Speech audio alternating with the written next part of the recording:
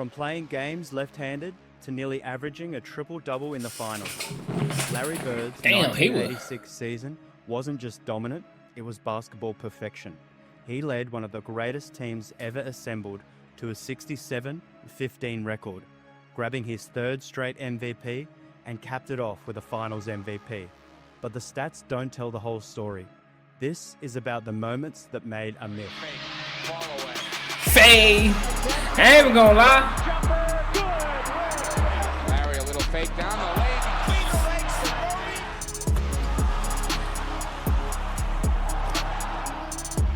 for Bird catch a body too now. Don't get it twisted. The case for Larry Bird Bird's catch a body. 1986 season being one of the greatest in NBA history starts with a simple truth. Hey, y'all think this is the greatest individual NBA season ever? I don't know. We gotta look at some more, but bro, hey, like, comment, subscribe. Y'all already know what's going on. Larry Legend. Y'all want to see some more Larry Bird reactions, man? Check NBA Legends playlist. I got some more, but hey, 1986 Larry Bird. Let's check him out. The best player on one of the most dominant basketball starts with a simple truth. He was the best player on one of the most dominant basketball teams ever assembled. Bird led the Celtics to a 67-win regular season and a near-flawless 15-3 rampage through the playoffs. Bird's traditional stats weren't the flashiest of his career. Lost 3 games, 25.8 points, 9.8 rebounds, and 6.8 assists per game. 26, 10, and 7. What made it special. He shot 49.6% from the field, 89.6% from the line, and his team outscored opponents by 9.4 points per game. Who the fuck was Larry Bird? When the playoffs arrived, Larry shifted into another gear entirely. He shot 53.8% from 2, 41% from 3. Larry Bird turned into the god in the playoffs, bro. 50, 40, 90 and a higher 50, 40, 92 in the playoffs. And an absurd 92.7% from the line. Absurd. The beauty of Bird's 86 season, he didn't need to carry the load every night because his team was historically great. This Celtics squad had a real claim to being the greatest team ever assembled. The Steph Durant Warriors might have something to say, but even they have to look over their shoulder. Hey man, who y'all got? Y'all got KD and the Warriors or this Larry Bird team? Let me know in the comments, man. That's a good conversation though. That's a good conversation, I can't lie. The roster tells the story. 4 Hall of Famers in the starting lineup: Bird, Kevin McHale, Robert Parrish, and Dennis Johnson. Coming off the bench, 6th Man of the Year, Bill Walton, another Hall of Famer. Rounded out with elite role players like Danny Ainge, Jerry Sitching, and Scott Wedman, legends in Boston in their own right. That's not just depth, that's an embarrassment of riches. Coming into the season, Bird was already a legend. 2 championships, 2 MVPs, and a rivalry with Magic that defined the He did already have 2 MVPs the Lakers and 2 that's crazy. 1985 finals ate him up. I played terrible, Bird said later. I couldn't wait for the season to start. That hunger would fuel one of the most dominant seasons in basketball history. Catching bodies. Boston added Bill Walton that year, and he turned out to be the perfect piece, earning 6th Man of the Year honors and giving the Celtics a front court rotation of Bird, McHale, Parrish, Walton. That might be the greatest ever. Bird might be the greatest front court ever. Bag all season. He famously trash talked Hakeem Olajuwon at the All-Star game, won the first ever 3-point shootout, and was recognized as the most valuable player in the NBA regular season. In doing so, he became just the 3rd player in NBA history, after Bill Russell and Wilt Chamberlain, to win 3 MVPs in a row. But Bird wasn't just filling the stat sheet. He was controlling games, rebounding, playmaking, dictating tempo. Bro, 3 MVPs in a row, bro. Let's keep it real, bro. Y'all gotta put some respect on Bird's name. I know a lot of people, I be seeing a lot of people, even commentators, be put him out of the top 10, bro. Y'all, hey man, stop the disrespect. All with surgical precision. His feel, grit, and basketball IQ turned every game into a masterclass. In 1986, Bird wasn't just the best player in the world, he redefined what greatness looked like. And he lifted his team to basketball immortality in the process. But MVPs only tell part of the story. Legends are made in moments, and Bird's 1986, it was full of them. Of all of Bird's legendary moments in 1986, one stands above the rest as pure basketball mythology. In the game, man. Left-handed game. Larry Bird's legendary left-handed game against the Portland Trailblazers. It's up there with Jordan's flu game. Left-hand forward. The story goes, the Bird got so bored beating Jordan flu with his game? dominant hand, he decided to switch things up for fun. When asked why he kept going to his left during Boston's 120-119 overtime win in Portland on February 14, 1986, Bird gave the perfect answer. "I'm saving my right hand for the Lakers," he told the Boston. That's disrespectful. That's disrespectful. But bro, lefties? Globe. That's And nasty. the wild part, even if he'd used only his right hand, the stat line would have still been absurd. 47 points, 14 rebounds, 11 assists, triple-double, on the road, no Kevin McHale, and against a solid playoff team. At that point in the season, Boston had already won 14 of its last 15 games, even with McHale missing 9 of them. That's how dominant the 86 Celtics were. But Bird made sure this one stood out. It was his second straight triple-double, and while he didn't go full lefty all night, he did make 10 of his 21 field goals with his Kareem with the left. including a series of wild buckets in crunch time. To be clear, he scored only 20 of his 47 points with his left hand. Still rare, still incredible. That's still crazy. His most outrageous stretch came with the game on the line in the fourth quarter. 5 possessions of left-handed wizardry that may never be matched. First, he faked out one defender, avoided another in transition, and casually tossed in a lefty floater off the glass. Then, after a Blazers three cut the lead in half, Bird broke out a left-handed hook shot that would get most other players benched on the spot. Kareem! And finally, with Portland cutting the lead to 1, Bird reached lefty heaven with this and one. It's also worth remembering, this was the second night of a back-to-back in the middle of a brutal 7-game road trip, grind that no longer exists in today's NBA.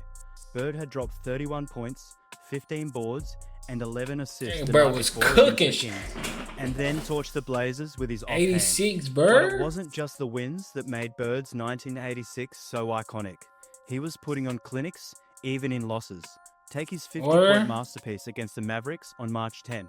Bird lit up Dallas every way imaginable. Off pick and rolls as a ball handler, off putbacks, in the post and spotting up. It was all there. He logged 40 minutes and racked up 50 points on 18 made field goals, including 4 of 7 from deep and 10 of 11 from the line. He added 11 rebounds and 5 assists for good measure.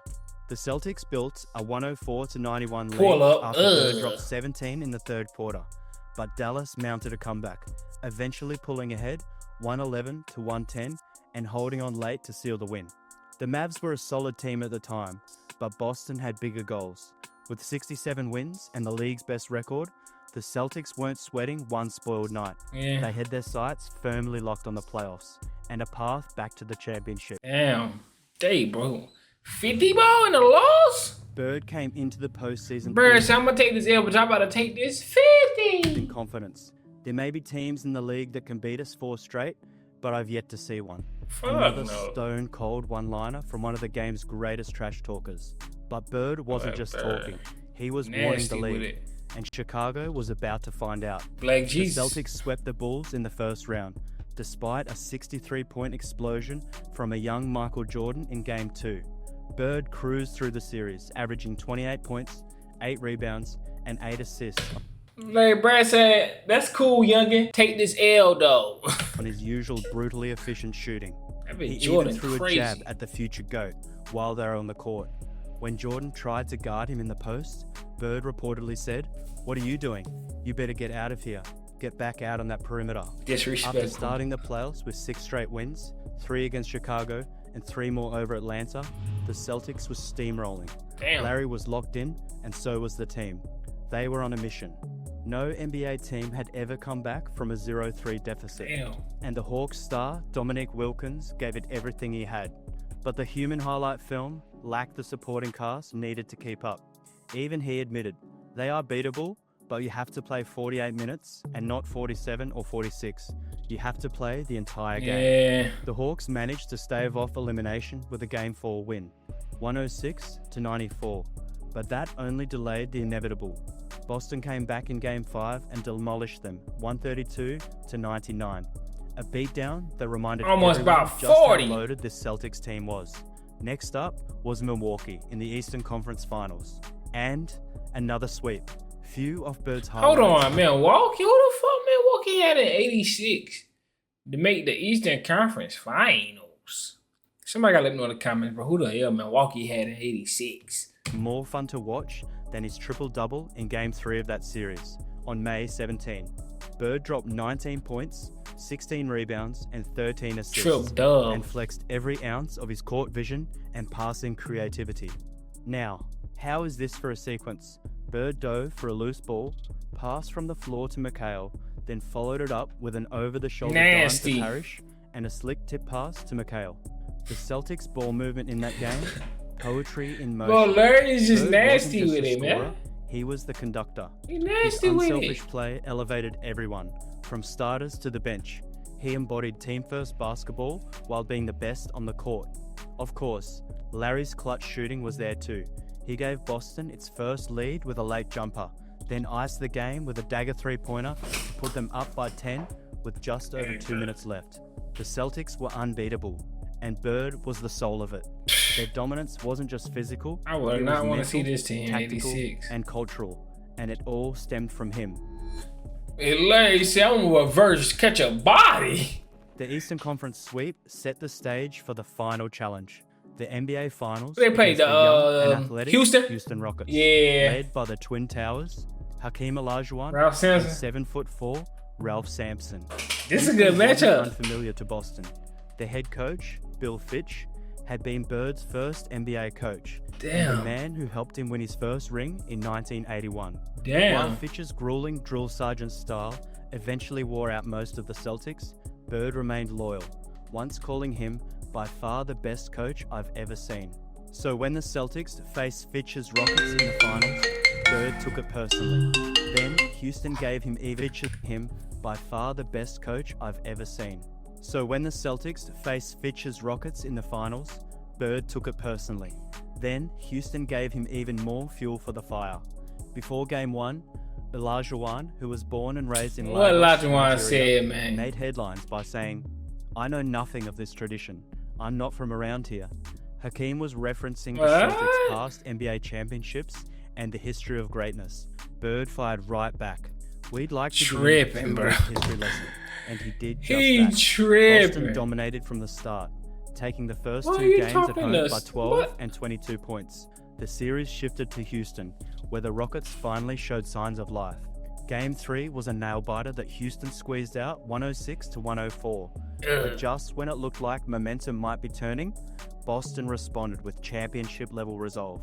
They gutted out a 106 to 103 win in Game 4, Damn. handing the Rockets their first and only home loss the entire playoffs, and seizing a commanding 3-1 series lead.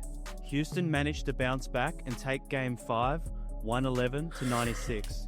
But then the series returned to Boston for Game 6. Oh, you're not beating Boston and Celtics Boston. saved their most complete performance for last. Hey, ain't this the year they won? They lost only one game at home, bro. Ain't this that same year, 86 year? Starter scored in double digits. Walton dominated off the bench with 10 points and 8 rebounds in just 17 minutes. Houston's late 13-6 run in garbage time made the final score look respectable, but this was a blowout from the opening tip. Damn. Boston had pulled their starters with the game already decided.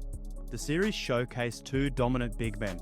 McHale was unstoppable, averaging 25.8 points on 57% shooting, Damn. plus 8.5 rebounds. Whoever and was 2.5 guarding him? blocks.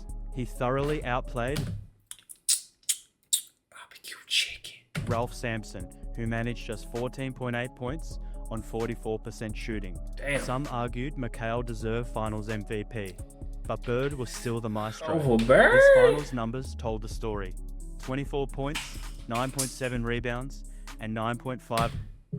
Over a triple-double?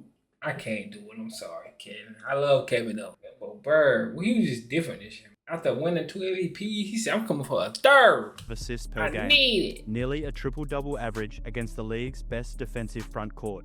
He was surgical from the line, hitting 31 of 33 free throws. He led both teams 31 with of 16 33 steals, free throws. and when it mattered most, he delivered 2 triple-doubles, including a 29-point, 11-rebound, 12 assists, 3 steal masterpiece in the Game 6 clincher. Damn. The final score said it all. Boston's starting 5 outscored the entire Rockets team 98-97 in a 114-97 victory. It was the perfect ending to a perfect season. And as fate would have it, the last championship banner that would ever be raised at the old Boston Garden. Bro, he was 31 from 33 from the free throw line. The fuck? Like, so, what's it like to get dismantled by a basketball genius? Rockets forward Jim Patterson put it best. I've never seen anyone who could demoralize a whole team like he can. It's like he doesn't even need his teammates. It's just him, 1-on-5, and he almost beats you single-handedly. It's the way he does it. Offensive rebound, go right to the corner, 3-point shot, nothing but net. He gets you down and then breaks your back.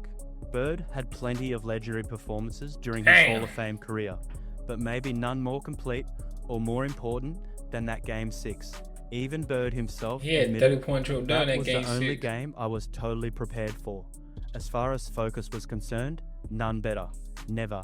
I should have quit right there.